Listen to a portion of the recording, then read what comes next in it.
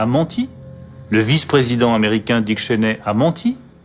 La CIA a apporté des preuves qui n'en étaient pas. Et au bout du compte, chacun apporte sa pierre à la construction d'un édifice qui est un gigantesque mensonge.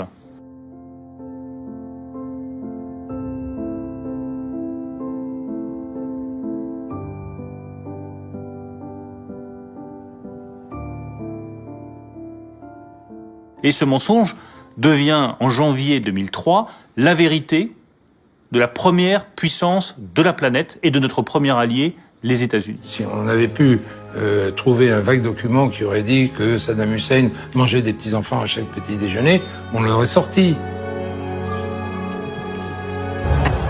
L'accusation la plus lourde concerne la bombe atomique. Pour la mettre au point, il faut posséder un minerai radioactif. Or, depuis 2001, la CIA soupçonne l'Irak d'avoir acheté 500 tonnes d'uranium au Niger. Sortir 500 tonnes de minerai d'uranium du Niger, qui est quand même un pays enclavé, qui n'a pas d'accès sur la mer.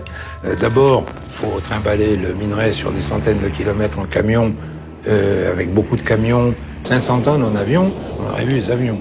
Donc, cette histoire ne tient pas la route. Mais le vice-président Dick Cheney doute des conclusions françaises. Il presse la CIA de poursuivre son enquête. La récolte des preuves ne donne rien. Pourtant, le 12 septembre à l'ONU, le président américain va violemment s'en prendre à l'Irak pendant une vingtaine de minutes, en s'appuyant sur de fausses informations. If the Iraqi regime wishes peace, it will immediately end all support for terrorism and act to suppress it. The United States of America will make that stand. Au Quai d'Orsay, Bruno Le Maire et le ministre Dominique de Villepin voient réapparaître l'affaire des 500 tonnes d'uranium africain. Cette fois, document à l'appui, un contrat commercial que le Niger et l'Irak auraient signé en 2000. Plusieurs services secrets occidentaux doutent de son authenticité. Pourtant, le gouvernement britannique de Tony Blair accuse à nouveau Saddam Hussein. Donc, on ressort ce machin,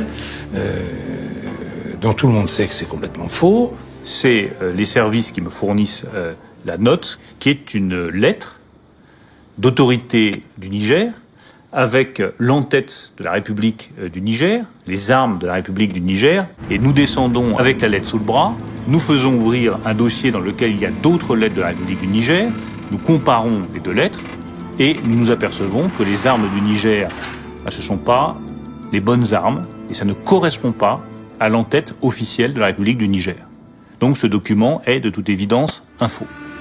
L'air de la guerre, qui souffle à la Maison-Blanche, fait tousser Jacques Chirac à l'Élysée. La France affiche officiellement son désaccord avec les États-Unis. Le 11 octobre 2002, sans l'ombre d'un doute, le Congrès américain autorise George W. Bush à déclarer la guerre à l'Irak dès qu'il le souhaitera et sans avoir à obtenir un feu vert de l'ONU.